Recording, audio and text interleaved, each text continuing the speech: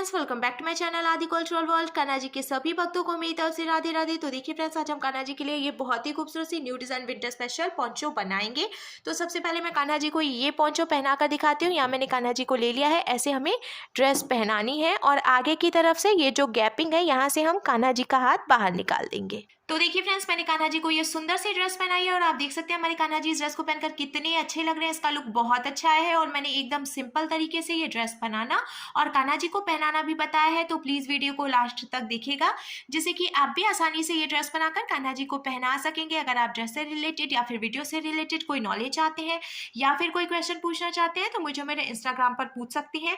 मेरा Instagram handle है आदि कल्चरल वर्ल्ड 268। साथ ही साथ मुझे फॉलो भी करें। तो चलिए फ्रेंड्स, अब हम ये बहुत ही खूबसूरत सी कान्हा जी की new design winter special dress बनाना शुरू करते हैं। इसके पहले अगर आपने अब तक मेरे चैनल को सब्सक्राइब नहीं किया है तो प्लीज मेरे चैनल को सब्सक्राइब करिए, साथ ही साथ बेल आइकन भी प्रेस करिए, जिससे मेरे आने वाली वीडियोस की नोटिफिकेशन आपको सबसे पहले मिले। ड्रेस बनाने के लिए मैंने देखिए ये पिंक कलर का ऊन ले लिया है। अब सबसे पहले हम इस तरीके से एक लूप बनाएंगे और मैंने ये 11 नंबर की क्रोशिया ली है। अब 10 और 11 में से कोई भी क्रोशिया ले सकते हैं। अब ये जो हमने लूप बनाया है इसके अंदर हम क्रोशिया डालेंगे, फिर क्रोशिया में उनको लेकर लूप में से निकालेंगे और खींच के इसको टाइट करेंगे। फिर क्रोशिया में उनको लेकर लूप में से निकालेंगे, एक चेन बन गई। फिर से क्रोशिया में उनको लेकर लूप में से निकालेंगे तो ये दूसरी चेन बन गई। इसी तरीके से हमें चेन बना के कंप्लीट करनी है। मैंने टोटल 26 यानी कि 26 चेन्स बना के कंप्लीट कर ली है। अब ये जो पहली वाली चेन है ना, इसमें हमें डालना है क्रोशिया को और फिर ऊन को फंसाकर हम इसमें से निकाल लेंगे।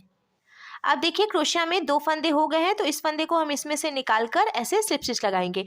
अब ये जॉइंट हो गया और पूरा सर्कल कंप्लीट हो गया है।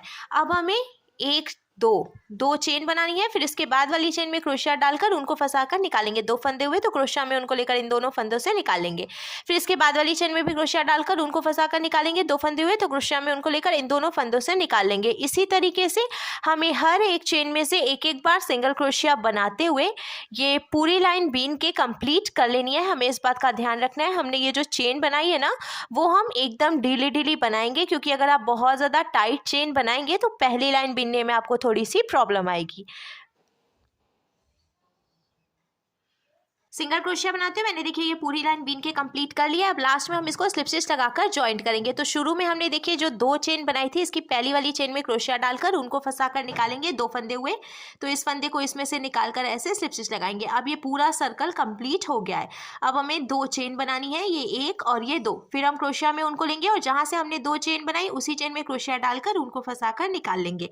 3 फंदे हुए, क्रोशिया में उनको लेकर 2 फंदों से निकालेंगे। 2 फंदे बचे तो क्रोशिया में उनको लेकर बचे हुए 2 फंदों से निकालेंगे। तो ये डबल क्रोशिया बन गई। फिर क्रोशिया में उनको लेंगे, इसके बाद वाली चेन में क्रोशिया डालकर उनको फंसाकर निकालेंगे।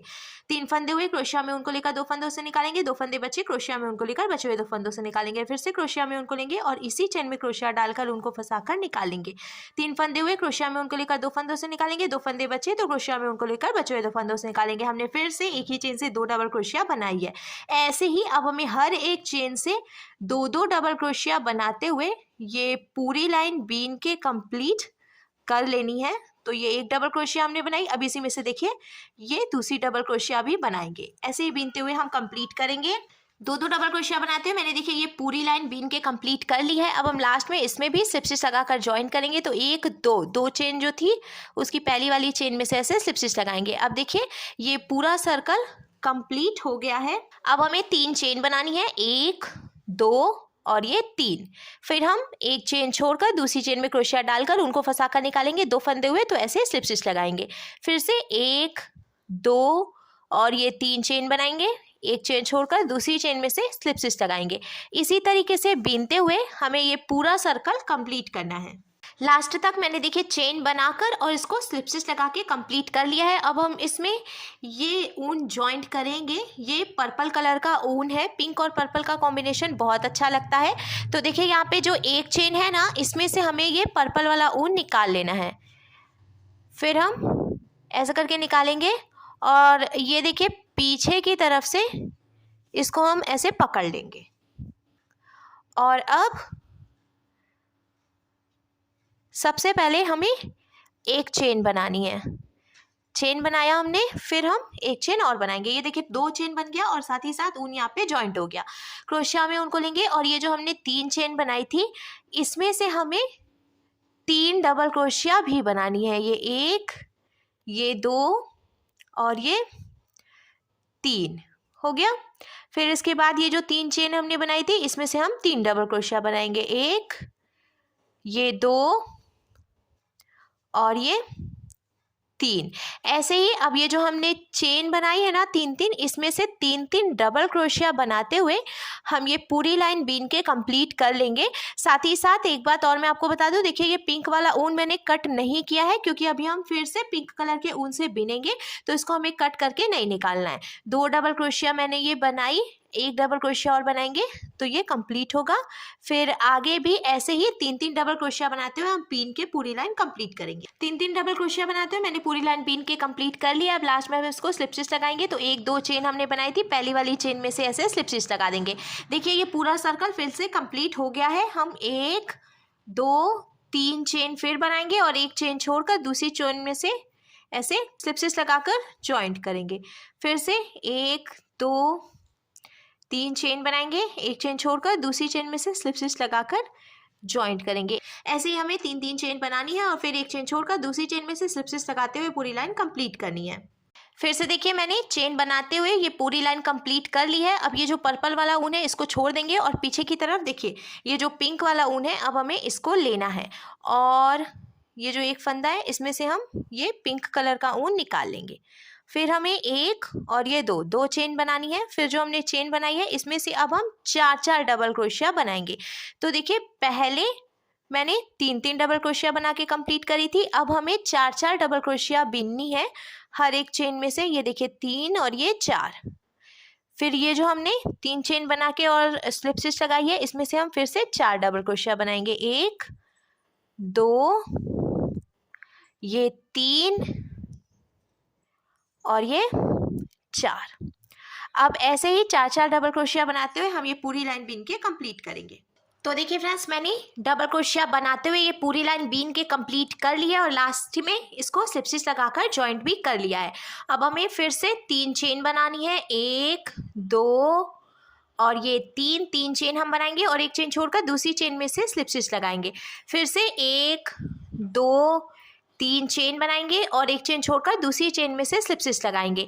ये लाइन पूरी बीन के कंप्लीट करने के बाद हमें ये पर्पल वाला ऊन लेना है और ये जो हम चेन बना रहे हैं इसमें से 3-3 डबल क्रोशिया बनाते हुए एक लाइन और बीन के कंप्लीट कर लेनी है। तो देखिए फ्रेंड्स मैंने आपको पहले भी बताया था 3-3 चेन बनाते हुए हम ये पूरी लाइन कंप्लीट करेंगे और उसके बाद ये जो पर्पल वाला ऊन है इससे हम 3-3 डबल क्रोशिया बनाते हुए कंप्लीट कर लेंगे।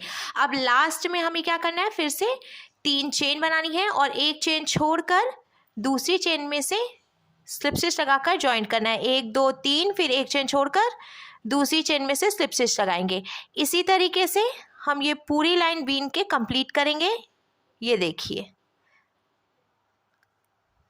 तो देखिए फ्रेंड्स चेन बनाकर मैंने लास्ट तक बीन के कंप्लीट कर लिया है। अब मुझे इतनी ही घेर रखनी थी। अगर आप इससे ज़्यादा चौड़ाई रखना चाहते हैं ड्रेस की तो जैसे मैंने ये 3-3 चेन बना के कंप्लीट किया है ना लास्ट में, इसके आगे आप फिर से डबल क्रोशिया बना सकते हैं और फिर से चेन बना सकते हैं और उसमें से डबल क्रोशिया बना सकते हैं। तो जैसे जैसे आप चेन और डबल क्रोशिया बढ़ाते जाएंगे वैसे वैसे ये जो ड्रेस है इसकी चौड़ाई भी बढ़ती जाएगी। अब लास्ट में हम इसको लॉक करेंगे। तो लॉक करने के लिए पहले ऐसे देखिए ये एक फंदा है, इसमें से हम एक चेन बनाकर ढीला करेंगे और यहाँ से जो एक्स्ट्रा ऊन है कट कर लेंगे। कट करने के बाद हमें खींच के इसको टाइट करना है। अच्छे से हम टाइट करेंगे। देखिए ये लॉक हो गया और ये जो पिंक वाला ऊन है इसको हम थोड़ी सी जगह छोड़ते हुए यहीं से कट कर लेंगे। ये देखिए पोंचो बनकर तैयार हो गया है। अब हम कान्हा जी के लिए कैप बनाएंगे। तो ये जो पहली लाइन हमने बनाई थी इसमें हम ऐसे डालेंगे क्रोशिया को और ये जो पर्पल वाला ऊन है हमें इसमें से इसको निकाल लेना है। ऐसे निकालकर हम देखिए इसको नॉट लगाकर जॉइंट कर लेंगे। ये सबसे आसान तरीका है ऊन जॉइंट करने का। 2 गांठ मारनी है हमें।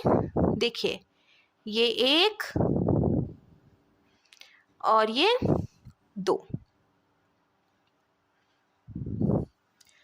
थोड़ी सी जगह छोड़ते हुए एक्स्ट्रा ऊन कट करना है। अब जहाँ से हमने ऊन जॉइंट किया है उसी चेन में हम फिर से क्रोशिया डालेंगे, उनको फंसाकर निकाल लेंगे, एक और ये दो चेन बनाएंगे। अब हर एक चेन में से एक एक बार सिंगल क्रोशिया बनाएंगे।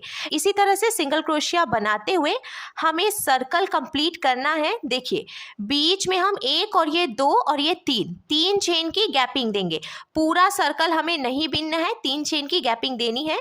तो मैं आपको बीन कर फिर दिखाती हूँ। तो देखिए फ्रेंड्स, सिंगल क्रोशिया बनाते हुए मैंने पूरी लाइन बीन के कंप्लीट कर ली है। बीच में मैंने ये 3 चेन की गैपिंग छोड़ दी है। अब हम इसको यहीं से पलट लेंगे, फिर से एक चेन बनाएंगे और हर एक चेन में से ऐसे ही सिंगल क्रोशिया बनाते हुए हमें टोटल 12 लाइन बीन के कंप्लीट कर लेनी है। आप अपने कान्हा जी के सिर के हिसाब से कैप की जो चौड़ाई है वो कम या ज़्यादा भी कर सकते हैं। तो देखिए फ्रेंड्स, मैंने टोटल 12 लाइन बीन के कंप्लीट कर लिया है। अब ये जो कैप है ना, इसको हम पलट कर ऐसे पीछे की तरफ से निकाल लेंगे और ऐसे हमें बराबर करना है ऊपर से। फिर मैंने ये सुई धागा ले लिया है और यहाँ से लेके यहाँ तक हम इसको सुई धागे से टक करके जॉइंट कर लेंगे। सुई धागे से टक करके जॉइंट करने के बाद अब जब हम इसको पलट कर सीधा करेंगे तो देखिए फ्रेंड्स, हमारे कान्हा जी के लिए बहुत ही खूबसूरत सी न्यू डिज़ाइन विंटर स्पेशल ये पोंचो बनकर बिल्कुल तैयार है।